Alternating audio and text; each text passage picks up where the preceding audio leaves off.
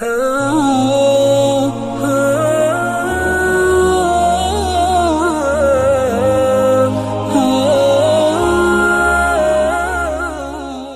کے نیچے سبسکرائب کے بٹن پہ کلک کریں، بیل کے آئیکن پہ کلک کیجئے تاکہ ہر نئی ویڈیو کی نوٹیفیکیشن آپ کو ملے۔ نحمده ونصلي ونسلم على رسوله الكريم اما بعد قال الله تبارك وتعالى في كتابه المجيد والفرقان الحميد اعوذ بالله من الشيطان الرجيم بسم الله الرحمن الرحيم وكلا وعد الله الحسنى صدق اللہ العظیم۔ میرے معزز دوستو، جمادی الثانی کا مہینہ اپنی آب و تاب سے شروع ہے۔ اسی مہینے میں سن 21 ہجری کے اندر حضور پاک صلی اللہ علیہ وآلہ وسلم کے مایہ ناز صحابی حضرت خالد بن ولید رضی اللہ تعالی عنہ کی وفات ہے۔ میں آپ کی خدمت میں حضرت خالد ابن ولید رضی اللہ تعالیٰ عنہ کے عنوان پر چند باتیں عرض کرنے کی کوشش کروں گا۔ میرے دوستو، حضرت خالد ابن ولید رضی اللہ تعالیٰ عنہ وہ شخصیت ہیں جو حضور اقدس صلی اللہ علیہ وآلہ وسلم سے 29 سال چھوٹے ہیں۔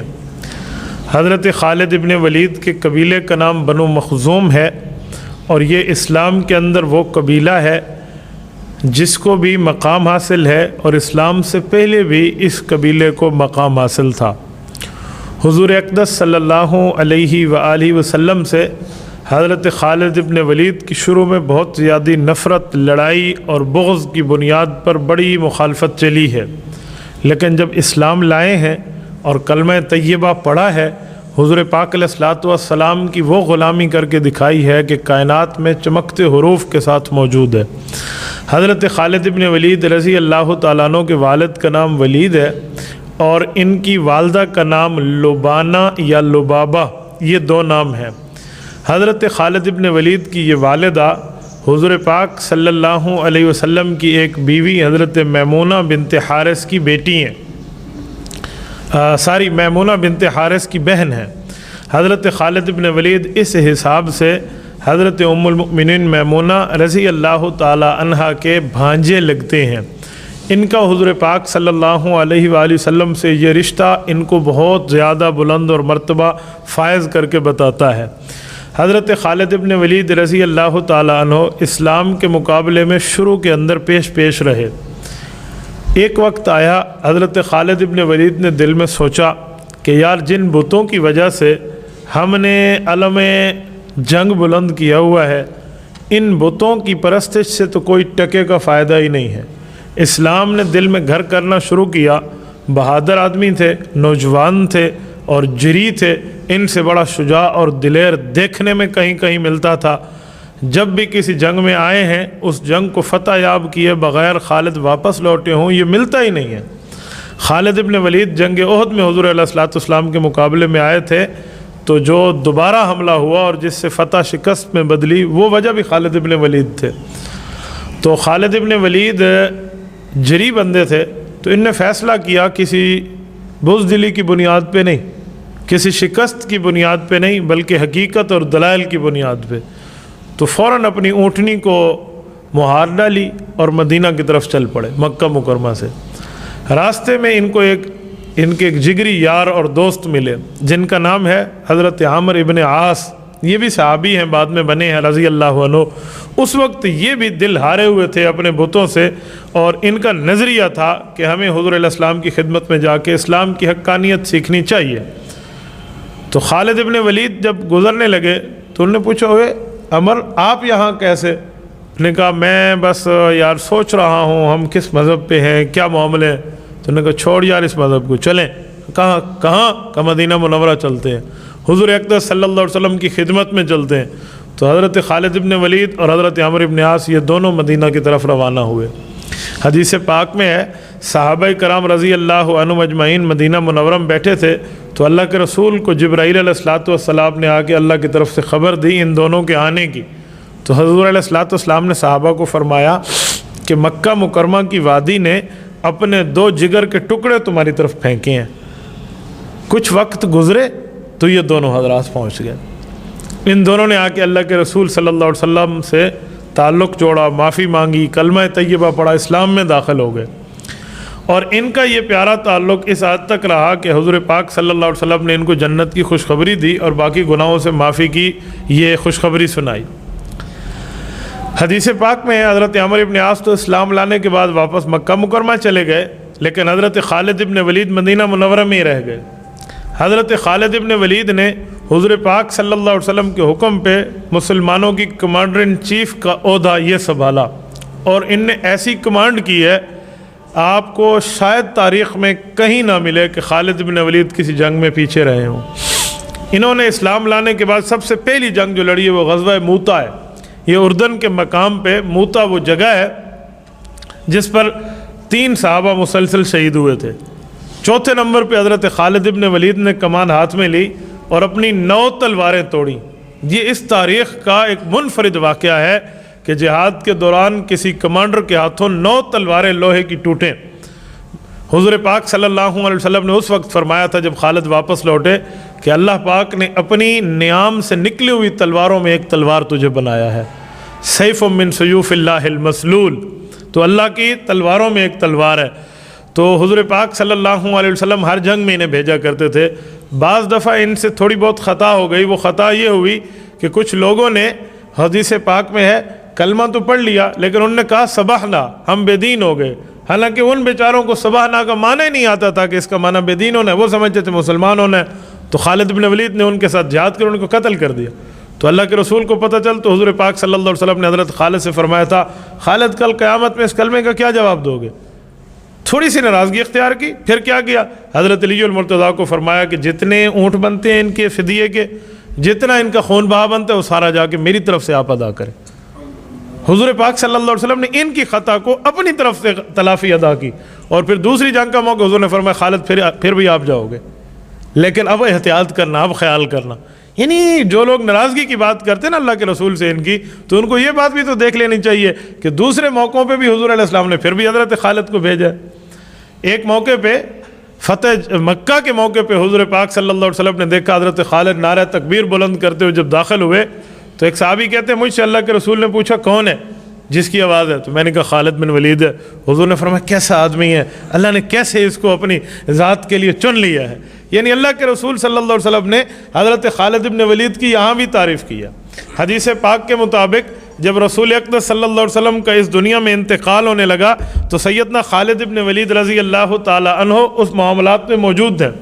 حضور پاک علیہ السلام کے بعد حضرت خالد بن ولید نے ابو بکر صدیق سے بیعت کی ہے اور مسلمانوں کے کمانڈر ان چیف بنے ہیں. یہ عراق, یہ سلطنت روم کی ابتدائی حصے, یہ یمن, یہ فلسطین, یہ شام, یہ اردن, یہ تمام ملک حضرت خالد بن ولید کی نوک تلوار پہ فتح ہوئے ہیں. 126 جنگ ان کی پوری زندگی کا حصہ ہے. 126 جنگیں. میں نے ایک روایت پڑھی, میں حیران ہو گیا. وہ کہتے ہیں 226 جنگوں کی روایات میں ملتی ہیں. کسی جنگ میں شکست نہیں ہے, کسی جنگ میں شکست نہیں.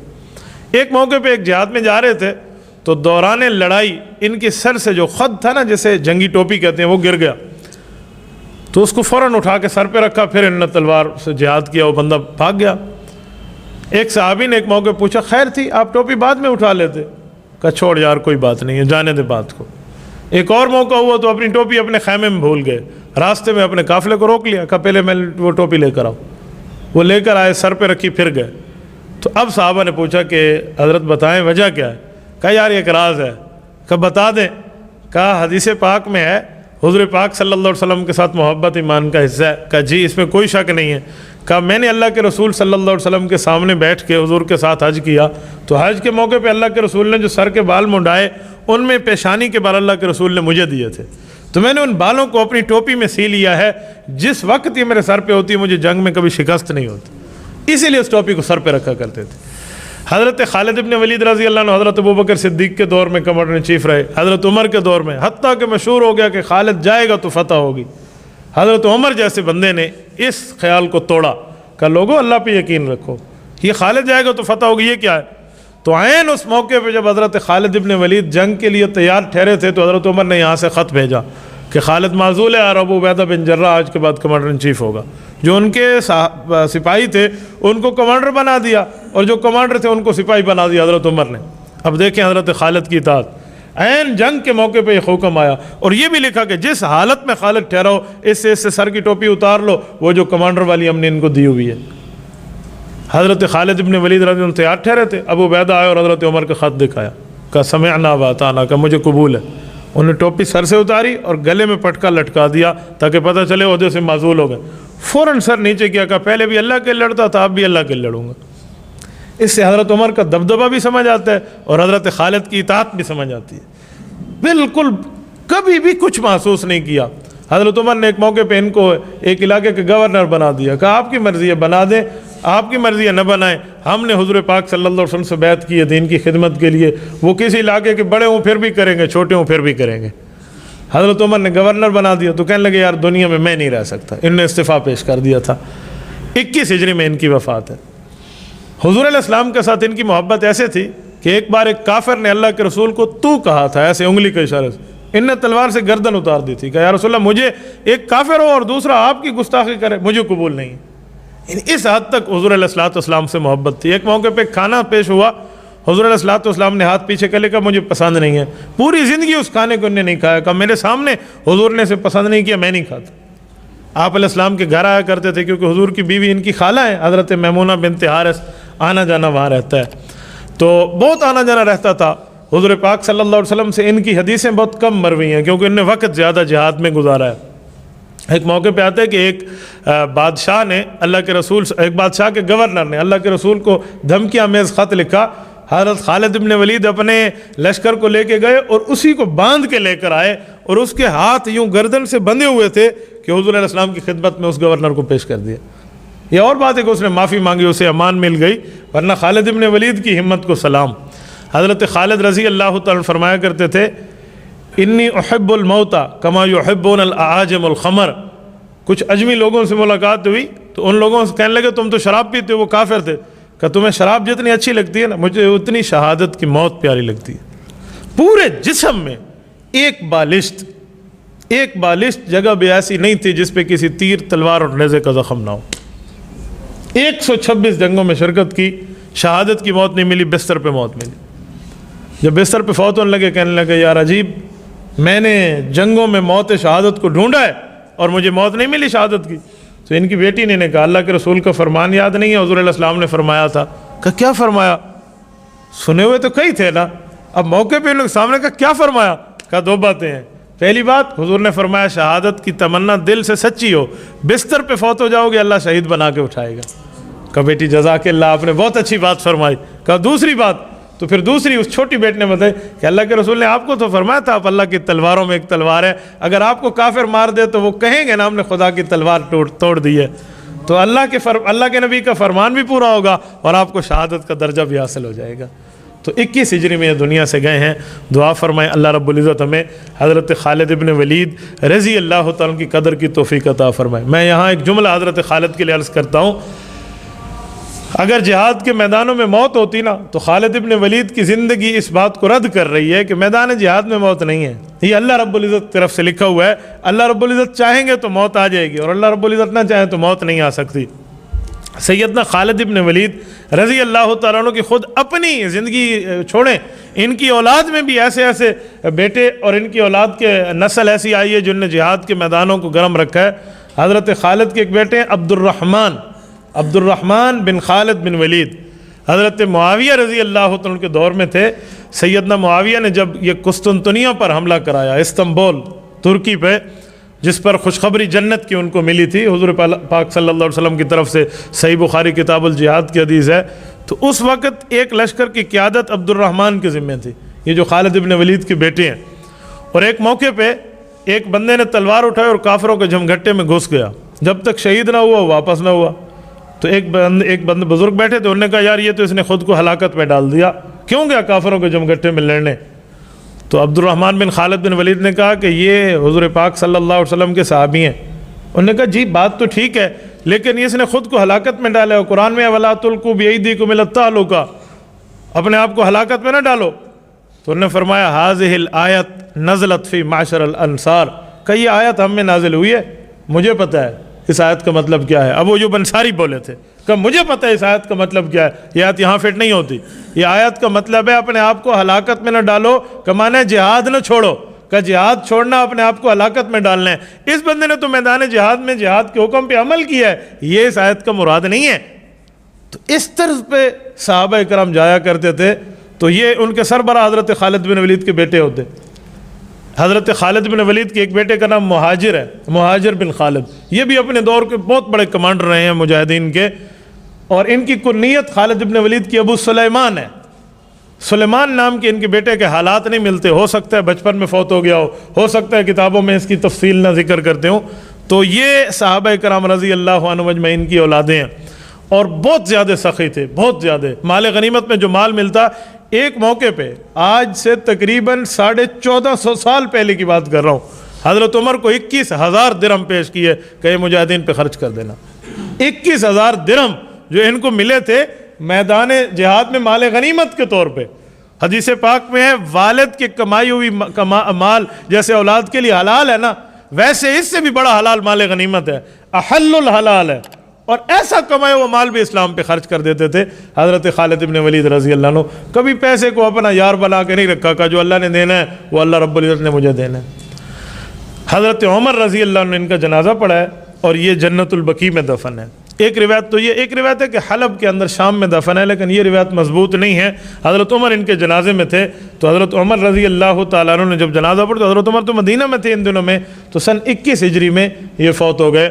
تو ایک بندے نے بہت پیارا جملہ کہا کہ عجزت النساء ان یلدن مثل خالدی، کہا عورتوں کے پیٹ بانجھ ہو گئے ہیں کہ خالد جیسا بیٹا پیدا کر کے دکھائے۔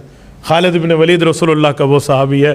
اللہ پاک ہمیں ان کی ذات پہ عمل کی توفیق عطا فرمائے، ہماری طرف سے انہیں بہترین جزائے خیر عطا فرمائے۔ وآخر دعوانا ان الحمد للہ رب العالمین۔